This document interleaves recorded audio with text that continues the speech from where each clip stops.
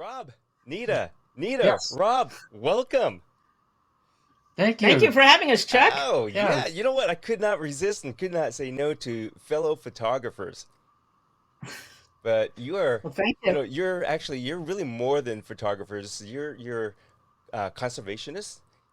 I would call what I would say you're really like field scientists for the work that you do. That's how I look at it, because Oh, that's interesting. Yeah. yeah, you're really making a difference, and you've been doing this for so long that you have studied and become experts at California flowers, native California flowers, and you have that award-winning tabletop book too. So where is that book? It's 5.5 pounds, so it's a big, Woo! beefy Beauty and book. the Beast. Yeah. And it's, let's see if we can open it to give you a sense of what's inside. It's 27 years, probably close to 30 years of wild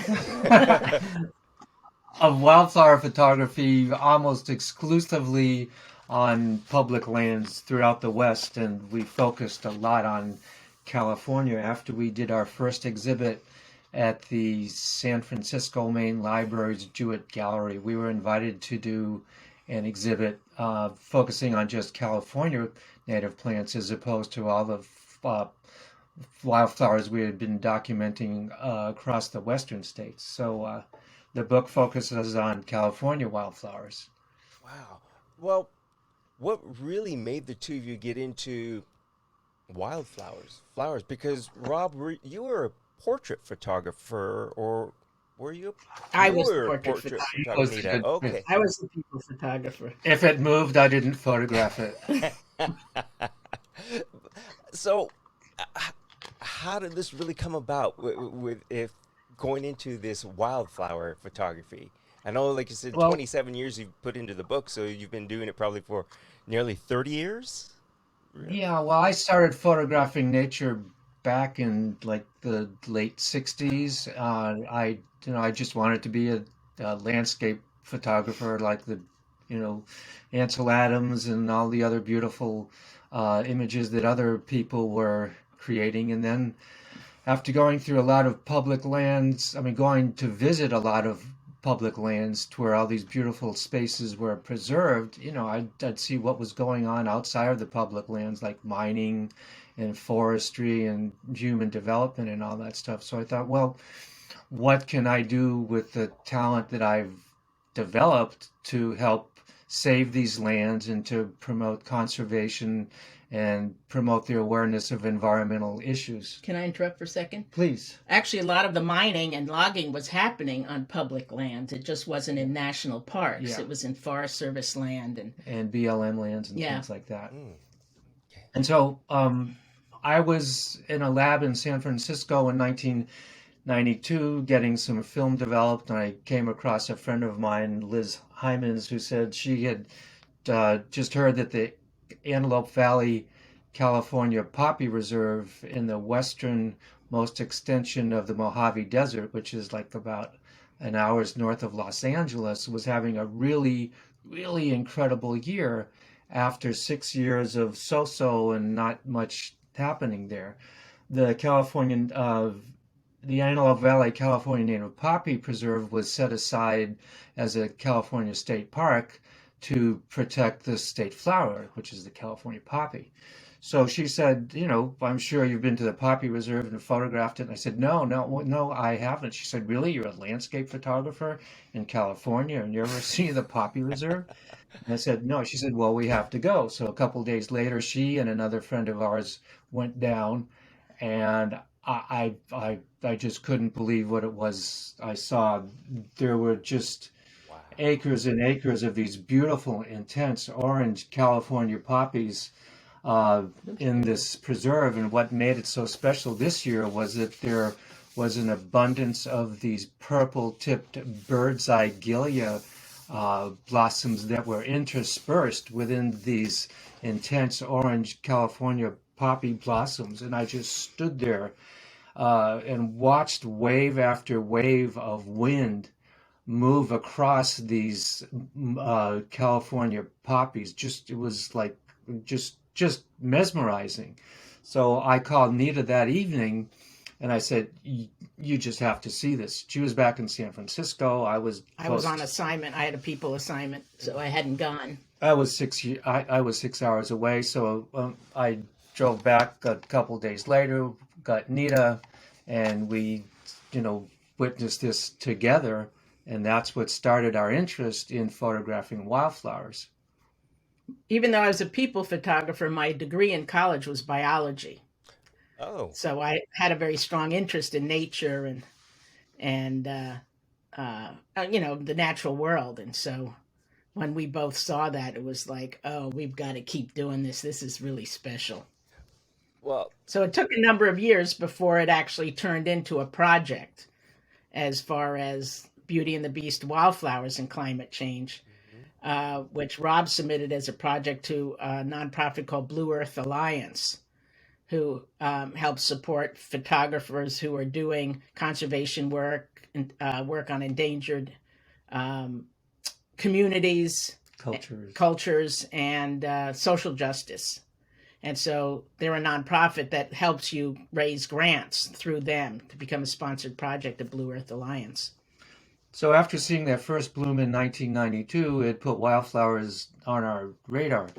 And then there was an incredible bloom in California's deserts in 1998.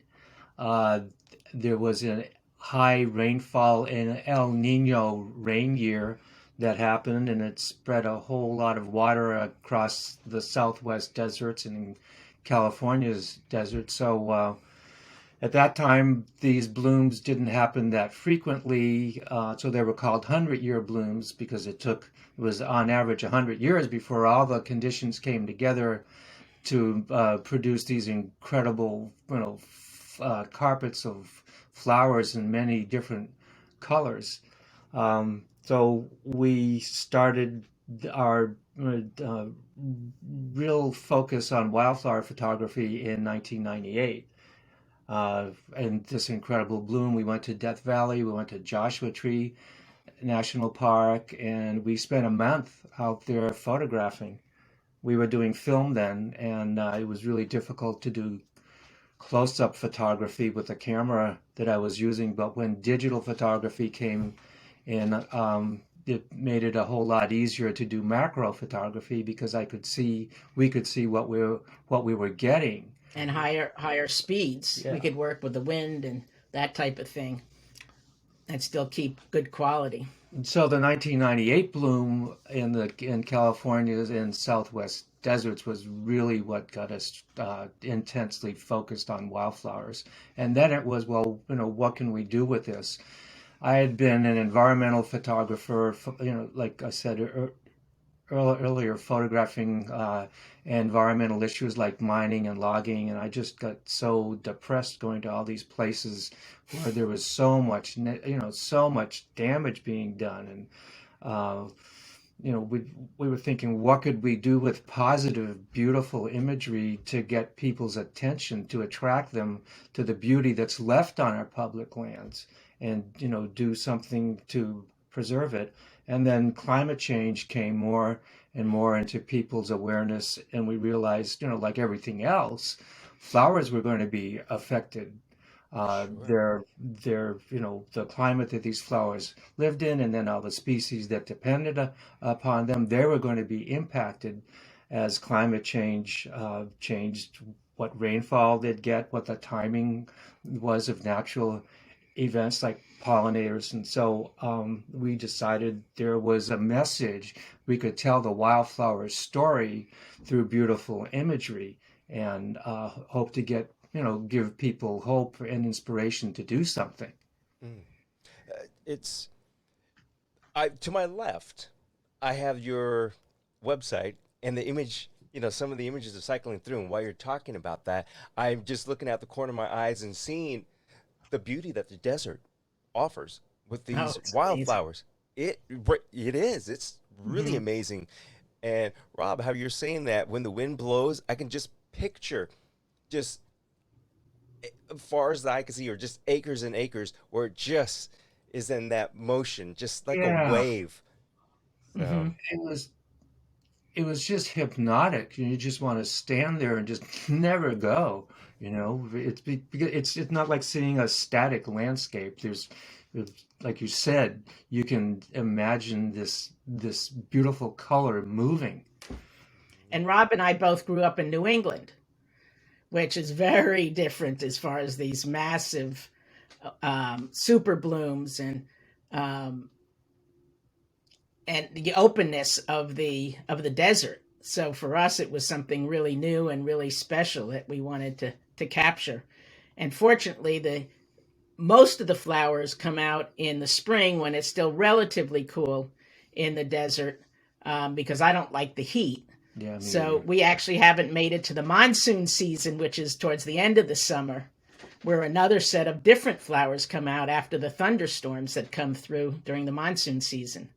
So part of our comfort also impacted what we did and didn't do, as well as the access to. Um, if we couldn't access a flower without destroying something around it, we didn't do it. We would go and try to find a different specimen. So we were very careful. We never picked flowers. They were always still attached to the plant. And if we couldn't access them, we didn't. We were very respectful Mm. and so in love with these flowers. There was no way we could kill them. We had to find ways. And Rob would carry 65 pounds of equipment, lighting equipment, camera equipment. I would carry probably 25 pounds worth. And we would set up natural light studios to do the individual flower portraits. So it was a combination of these massive landscapes and very intimate portraits. Mm. Uh, You know, uh, Well, I'm sorry. I was going to say one thing that I'm really glad that the two of you said is that you're very careful not to disturb, destroy that environment, because so many people, the everyday photographer, they may see something and then they walk over to it, but they're trampling on top of the fungi, the mushrooms, all that stuff, and destroying that or other vegetation just to get to the one flower. But it's good to hear that you are aware to not do that, and hopefully people catch on that you don't want to destroy something to get to something that's beautiful, because you're destroying what's beautiful already. yeah. Yeah. And there have been situations where, especially now with social media that promotes these beautiful blooms in Lake Elsinore a few years back, they had to actually close the trails and access to the area because people were tromping over the poppies, which are very fragile, to do selfies, and to take Mm, pictures, and without regard to the fact that, well, they think, oh, there are thousands of them, I can kill a few, where it won't really matter, but it really destroys it for everyone else as well as the plants themselves that have a right to be there. yeah. Uh, Rob, it's like I said, I want to keep this kind of open, and of course, this is about conservation, the wildflowers, about your book, but also about photography, because there's so many people, and like Nita, you're saying now that with the internet and the popularity of your book, it's drawn attention to a lot of these public lands and even uh, national parks. But people do those selfies and they trample on things. So, Rob, what I wanted to ask you is, what skills did it take to become a great landscape portrait photographer of flowers? I mean, aside from Nita helping you out there all the time and doing lugging around stuff and setting things up, I'm sure. And Well, one thing we emphasize is the photographs are his, hers, and ours, and beautiful.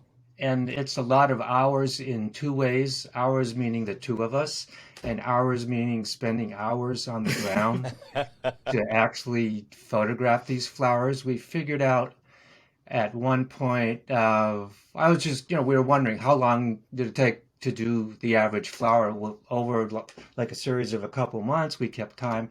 So it takes about an average of an hour to do the flower from the time we take our equipment off, set up the backgrounds, put the tripod down, move it around, take different views, look at it, make sure we're very careful. Nita's always, checking where my boots are, that I'm not digging up into something. She's the good flower cop. Yeah. And so it just took a lot of practice. I I hadn't done any of this before, but I was fortunate that I'd worked with Nita in, the portraits that she had done to set up lighting, to set up diffuse light and reflectors. So we brought that knowledge of a portrait technique, which is what you're doing when you're photographing a flower. You're showing this beautiful species in its best light. So we'd experiment with light. We'd use direct sunlight on something, then put it in diffuse light, put black backgrounds and white backgrounds. So it was just experimenting to see what it was that showed, again, what showed the flower in its best light. And I was talking to a photographer friend of ours yesterday, and I said, "Boy, you should see some of the images that I did 15 years ago." There's no way that I'd show them, but the whole process evolved, and so much of it. And I guess the basic answer to your question is just practice and patience. And for this, Slow down. yeah, To really slow down. I have a lot of patience for doing this. Not a lot of patience for a lot of other things, but once I'm there on the ground, either on my knees or on my stomach, and Nita does the same thing too. I just happen to do. He's willing to suffer more than I am, and he's a Yeah. Capricorn, so he's really good with Yeah. detail. And I was known as a kid. As a kid, I was known as Eagle Eyes because I have this amazing eyesight to see things and find things.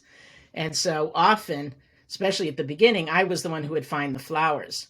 Over the years, Rob got better and better at actually finding flowers as well. But for me, it was like a treasure hunt. Let's go see not only what flowers we can find, but what's the best specimen that we want to photograph.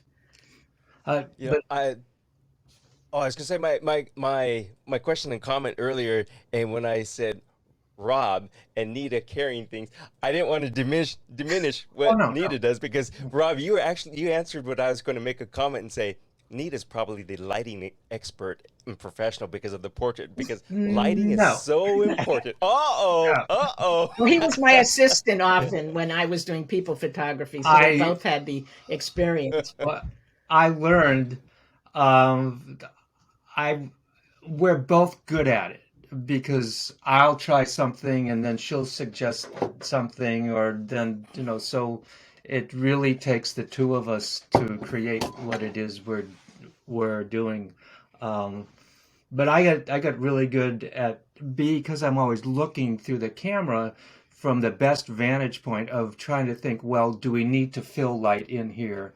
If we've got a white background, the sun's coming through it, it's kind of putting this glow around it, then we have to fill light back in because what I'm looking at is in shadow. So I have the best vantage point. So I'm the one usually thinking of what the options are. But Nita's good at suggesting stuff too. It's just really an equal thing, but I spend most of the time doing it On the ground. on the Yeah. ground. Yeah. Yeah. And then I've done most of the landscapes because I've been doing landscape photography for 50 years. So that's kind of my strength. There are nice landscape images in the book that Nita did that I wish I had found and seen. I was going to save this comment for the end, but I'm just going to say it right now because the way that the two of you are together and constantly say his, hers, mine, ours is such a delight, just as um, a couple or as fellow professionals working in the same field. So I just want to say that is, I'm going to get that out of the way. That is beautiful and wonderful. Um, so Well, thank gosh, I you. wish I had a partner like that where she would fix things and tell me how to do things. And Well, it really makes a difference when you can Thank work as you. a team and have that type of ability to yeah, give each other feedback and support, and this work never would have happened by either one of us alone. So it really became a true team Teams, team team, sweetie, as yeah, we we call call it. it Team Sweetie. Uh, well, speaking of that, again, so where can people go to find out more information about the wildflowers and about your Beauty and the Beast giant table book? Well, you can go to Wildflower, singular, books, plural, wildflowerbooks.com, and you can purchase books, both the regular edition book plus special deluxe limited edition books. And then we also have resources where you can find out more about flowers or nature sounds. There's also a video section where you can listen to our 45-minute talk where we actually have the images and the setups, so you can actually see much of what we're talking about here on that website as well. And just one more thing I wanted to add. You asked a question about technique and learning and experience. At first, we started putting just black and white backgrounds, fabric backgrounds behind the plants, and then that just got kind of sort of boring. So I came up with the idea of wrapping either a black or white fabric around the plant to add as compositional elements. The lines and the curves accentuated certain elements in the flower that we were looking at, and then I kind of got bored with that, and so I found a way to. Plus, you can't do it if there was any breeze, because it just blew the folds away. And so then I found a way to get the flower gently in contact, the petals of the flower gently in contact with the front of the lens, and I created a series called the Contact Series. And what's interesting about that, as opposed from a strict botanical portrait where everything is in focus, there's a limited focus. The light is coming through the plant because the camera and the lens is keeping the light from falling on the flower itself. So the light is being transmitted, reflected off the background. So you get this pretty translucent effects. And as far as I know, I'm the only one that does that. But it was just always trying to show the flower in a different light, in a more engaging way, in a different way, to really evoke the beauty, the gift of beauty that this plant was giving us. It's just another way to experience what this beauty that nature has evolved over how many thousands or millions of years. Yeah, it's truly amazing that 27 years you've put into creating this beautiful book, yet you still have this love and passion, and you could tell in your explanation, your voice, your faces, on that one subject, wildflowers. And where you hear a lot of photographers, I don't know what to take a picture of, I don't know what to shoot, I don't know, I've already done this, I've already done that. But it sounds like you said, it takes patience, time, and, to me, passion of that subject, what you're doing. Speaking of that, are you working on any new projects or anything like that?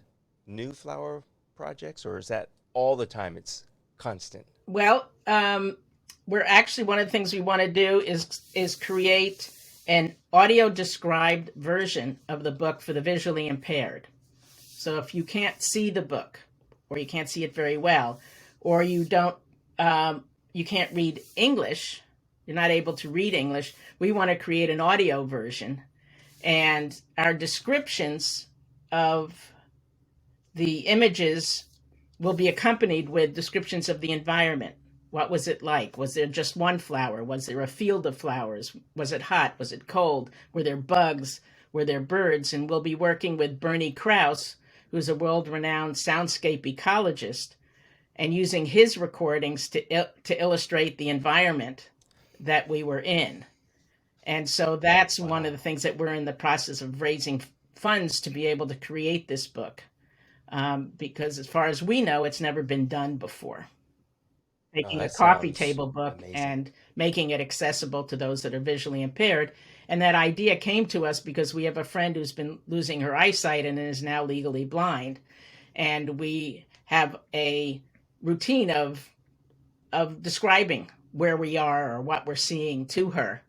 And she says it helps her in her mind's eye get back into nature and connect with nature. So we decided to make it a whole project, and possibly even taking our traveling exhibit, which has been seen by 50,000 people, and Okay. doing That's an right. online Yes. version of that, which will include some of these recordings as well. And one of the things Wow. we didn't mention is that Rob mentioned that there was our first exhibit, which was the California Wildflowers and Climate Change. It was 100 images. It started at the San Francisco Main Library at the Jewett Gallery, and half of it was picked up by Exhibit Envoy, and they've been traveling the exhibit around the state, and it's been seen by 50,000 people so far. And right now it's at the Jewish Community Center in San Francisco, and we have an artist reception March 4th, 2022, which is this Friday, where we'll do our live presentation. It'll be our first live presentations Yeah. since the book, Oh. um, well, since COVID, because we started, Oh. we had to shut down. I think we had 2 live events, book signings, and then it went virtual at that point. And then if for people who are in San Diego, San Diego Natural History Museum created their own custom large print version of our exhibit called California Blooming: Wildflowers and Climate Change in the Golden State. And some of our images are 12 feet tall. Wow. Okay. So I gotta ask your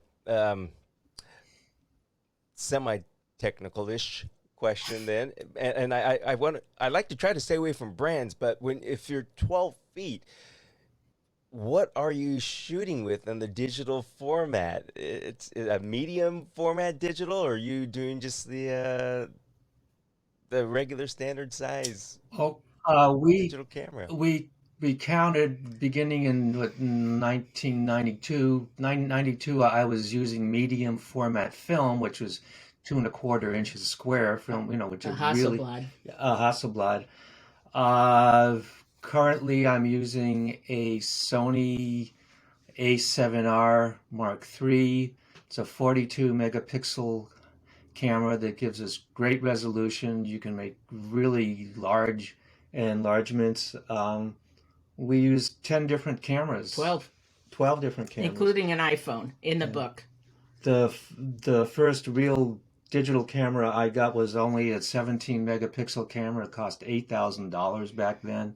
And then we upgraded to another $8,000 camera, and then another $8,000 camera, and then went to Sony, 3 different Sonys. They were like $3,500 each. And, you So it's know, been quite the investment. yeah. And one of the reasons we went Yeah. so large was not just for this project, but in order to pay for the work we were doing, we were selling work for hospital art, not only framed art, but also installation work, so that architects were making pieces 8 feet tall by 20 feet wide, translucent lobby dividers, for example.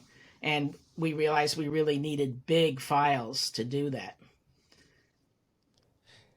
Do you own processing?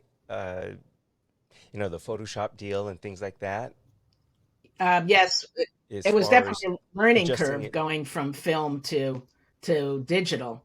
And over the years, we've gotten quite good, especially Rob in Photoshop. Again, he's got the patience for Mhm. all the detail, and for me, it's like it's good enough, and sometimes it is good enough, and you have to stop. Because I remember when I used to print black and white, let me just do one more print. And then I have all the dry prints, and I couldn't remember which was the last one. So it was like I didn't really need to do that. But we also have a 44-inch printer, and so we do our own Oh my prints in goodness. house as well, which is really nice. Not only the flowers, but we also have a whole series that we've done with birds in refuges, which are really popular for the healthcare. Okay. Now, your limited edition books that you mentioned, are those books that are signed by the two of Yeah. you, or are there ways that people, when they order, they can have a special edition or whatever that's signed? Signed and numbered. Yeah. And it Oh, has a good. special clamshell box and a special cover that it comes with. So it's a deluxe version, and a vellum tip-in page, which has our signature and the number. And again, that is at wildflowerbooks, Correct. plural.com, right? Yep. Okay. Uh, it's it leaves me kind of speechless as far as, like I said, the images to my left are just cycling through, and they are beautiful. Thank you. I mean, really nice. I'm looking at the corner of my eye, and I'm looking at the ones that have the violet flowers right now with the might be the background is the black that you're talking about, that you put something back Oh, there. yeah. We always put the background in the field. We put a white background. It could be white, could be plexiglass, fabric, or a diffusion disc, which lets the light Hmm. through, a translucent one, um, or a black fabric. And it took us quite a few different fabrics to find the right one that didn't pick up every piece of stick and leaf and dirt and whatnot. Um, Save us time in Photoshop to not have to clean up all of that. So that's one reason why Rob was carrying so much equipment, because we had all the backgrounds and stakes and that type of thing to be able to do it out in the field. And it's what we called our natural light studio. And you want to explain why we decided not to do strobe? Well, but I've seen a lot of beautiful uh, wildflower photographs that were created with strobes, like two strobes, but there's just a limited amount that you can do with that kind of lighting. It's very convenient, but after a while, a lot of the images start to look the same. And so, using natural light, using diffusers to make the light softer, using reflectors to bounce light in, we had much more control. Um, Or even deciding to mix sunlight and yeah, diffused light or reflectors, and sometimes there'd be surprises. We didn't know. We start with just a diffuser and the light would shift, and we'd end up with a little bit of light coming through petals, and it was something that we often really liked. and the disadvantage to that using natural light is that is just a slightest breeze would make it impossible to photograph. For example, that picture of the hummingbird in the background at the scarlet fritillary, well, that scarlet fritillary lily was about 3 feet tall, and just the slightest breeze that would move that. So I was waiting and I was waiting for the movement to stop, and I happened to have my eye on the viewfinder and the remote release in my hand. I see the hummingbird come in there, and I get 2 frames, and it's gone. And you were I working at a high enough speed because of the movement of the Yeah. flowers to be able to get some of the wing movement. So, I mean, the basic answer is that we had more light options. We had more ways to show the different textures of the flower and translucency or opaqueness of the petals and things like that. It just gave us more options, but it was harder to do. And again, it took more time, like an hour uh, Sometimes per an hour and a yeah, half. yeah. The one that took the longest was when Rob was still doing film and Polaroids, was 2.5 hours for a desert lily. Ooh, wow. Patience. Yeah. Because I also would imagine, like you said, using the natural light, the difficulty in that too seems like, well, I'm not sure in a desert situation, but light Yeah. Yeah. changes. Yeah. Uh, so, and especially if you're on either end of the dusk or dawn type of thing, and if you're close to it, sunset, blue light, well, 5 minutes makes a big Yeah. difference. Yeah. Yeah. I So mean, there's probably a lot of prep times and setup for you then, yes. right? Yeah, Yeah. that's one reason why it would take so long. Or if you have a cloudy day and the sun's coming in and out behind the clouds, that can sort of drive us nuts. Mm. Um, but yeah, if you have strobe and your light's gone down, you still can get your Right. picture. But if you are relying solely on the light, but we've done some night pictures as well of datura, which is a flower that is more. It gets pollinated at night, big white flower. And Oh. we found though that when we photographed with moonlight, full moonlight, it actually ended up looking like daylight, except that you might have stars in the background. Because you still have this round source of illumination that's about the same size as the sun, so you still get shadows. So we never did much with the two of you have a wealth of information in photography in general and specializing in this. Do you take folks out? Do you offer any type of courses going out in the field and doing this? No, We haven't. No, Or- no. Oh, I thought think about you it. two would And we've thought about offering an great. internship if somebody went. Rob's having trouble with his back now after all this work. So if we had somebody who wanted to help, who wanted to learn and wanted to help carry things, we would consider it. There you go. Anybody listening that wants to learn from two of the best out there in the field, no pun intended on that one, Yeah, contact we live them. 5 miles And north. it's only 65 Sorry, pounds. we live 5 miles north of the Golden Gate Bridge, so you have an idea of where we're based, Southern Marin County. Okay. And we were fortunate. Wow. Or anybody that wants to fly in. We were fortunate because there's so much public land. I think we read something like 40% of Marin County is public land. We have National Seashore. We have a lot of state parks. We have Marin County open space. We have state parks. So Golden Gate National Recreation and there are a Area. lot of different habitats in Marin County, from the ocean to the oak woodlands and everything in between. So there are a lot of images in the book that are from our little county backyard, and, basically. Yeah. Hmm. Well, I want to make sure that people really at least go to your website, take a look of what's there, look at some of the images that are available, read some of the comments. The comments are just give you praise on your work, your book, and your photos. Like I said, it's pretty amazing Thank you. stuff. Thank you. Can I add something to that? The book Absolutely. has 18 short stories by 16 different authors, nature writers, environmental leaders, and scientists. And so it's not showing very well though. Yeah. And so we wanted to have a voice for wildflowers and have a diverse voice for wildflowers. That doesn't show. No, I wouldn't bother. So that's something that in the feedback we've gotten, and that was our intention, was that people feel that the words, the stories, are as strong as the photographs. So we went to people that we really felt could speak from the heart, could tell their story of what they're doing, and inspire people to take action.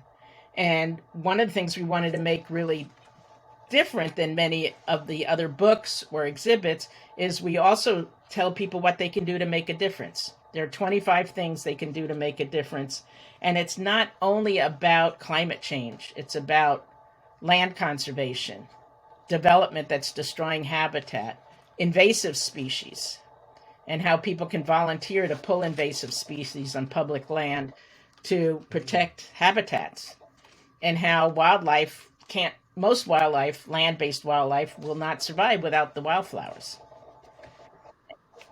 And so it's a multifaceted. We say it's to inspire hope and action regarding land conservation, climate change, and species extinction. May I show you? Excuse me. Can I show you one more image? Because I wanted to show you what I was talking about. Yes. What the context series was. So that is Okay. light Oh. coming from the background through this beautiful phlox that we found on a Point Reyes National Seashore. So you can see how different it is from the strict botanical portraits where everything is in sharp focus with a black or white background. And one of the reasons Rob Yeah. got into doing that was it got him off the tripod. And it was much more spontaneous. And he never knew what he was getting. And would play around with it with different movements to see. You had to do a lot more frames in order to come up with, and variations to come up with the one that works the best. Yeah, most stuff gets thrown away. Yeah. And as a people photographer, I don't like working on the tripod that much. And as a landscape photographer, Hmm. Rob was really comfortable on the tripod.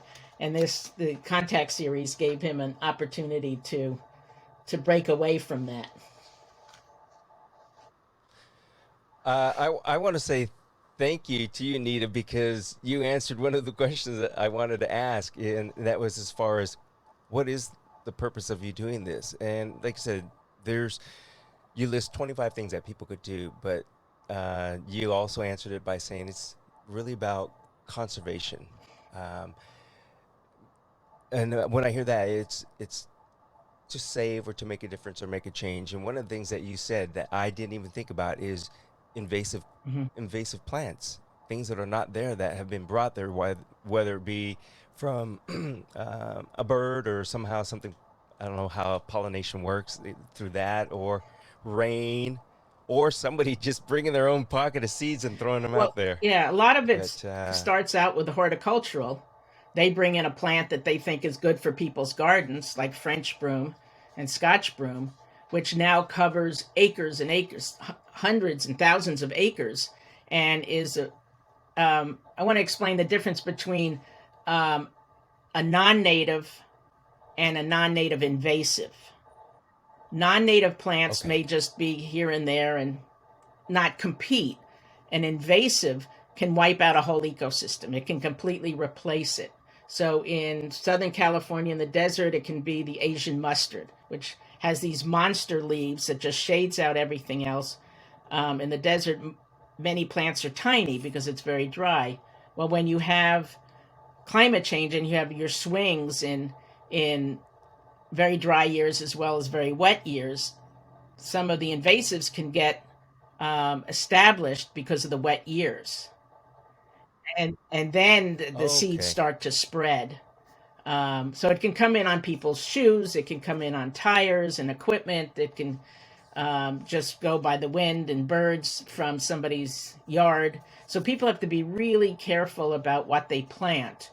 And we encourage people to plant natives as much as possible. And we've been having a lot of fun with that. We have uh, um, narrowleaf milkweed, and we've had the monarch butterfly larvae in our yard and been watching them develop, which was really fun.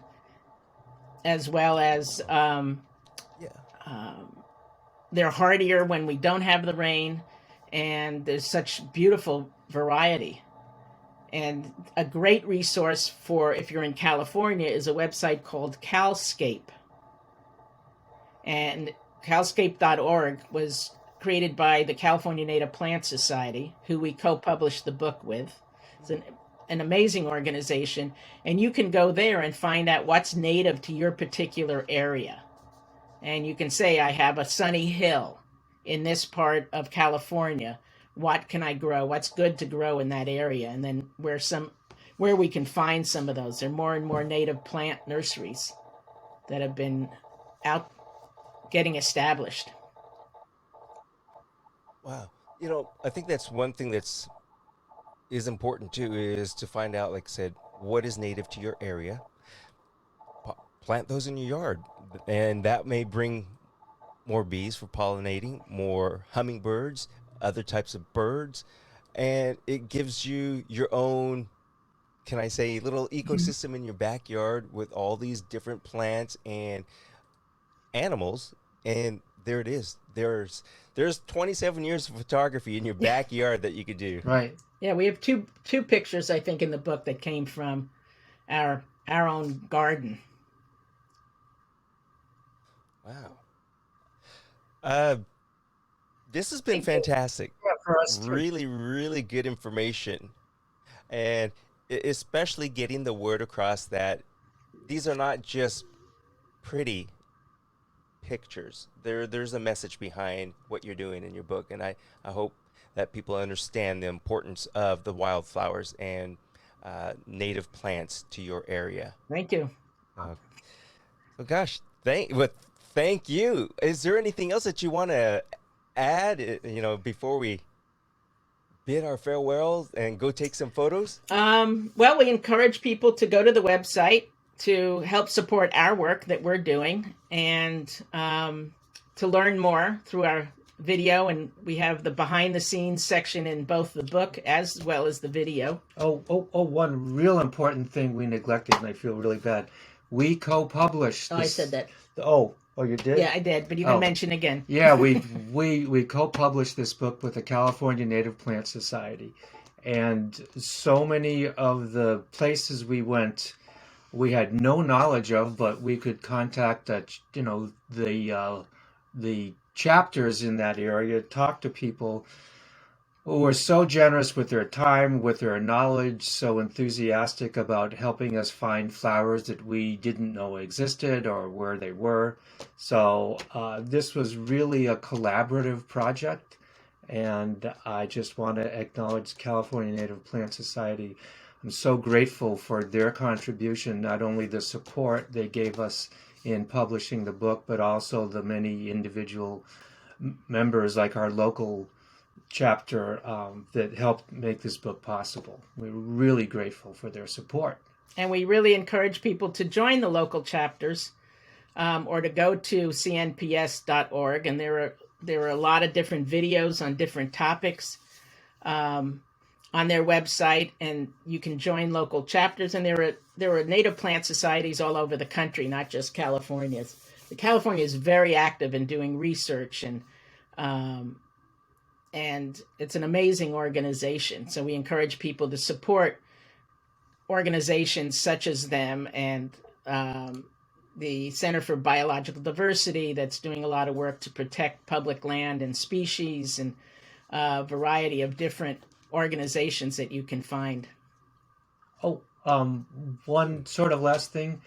We're also grateful for the Sierra Club and their recognition of the work that I've done over the years in conservation work, and the work that Nita and I have done with our Wildflower project. We were so honored to receive the Sierra Club's 2020 Ansel Adams Award for Conservation Photography.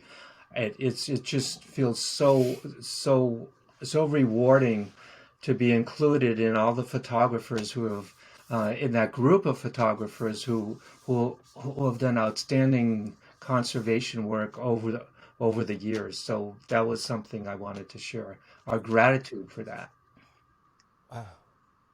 Well, Thank congratulations you. on that Yeah, we were award. quite tickled to get it. Yeah. And one other thing I just wanted to mention was that if you live in an area that has a small or medium-sized museum that might want to host our exhibit, they can contact us directly, or you can go to exhibitonvoy.org and look for our exhibit listed there, and bring the exhibit local. That's exhibitonvoy.org. And would they look that under Beauty and the Beast, California Wildflowers, or could they find that under either one of your You names? mean once they're on that website? If they go to exhibits, they'll see listed there. There's an exhibit with a poppy, photograph of a poppy. So it's pretty clear which one is the Wildflower exhibit. Yeah. All right.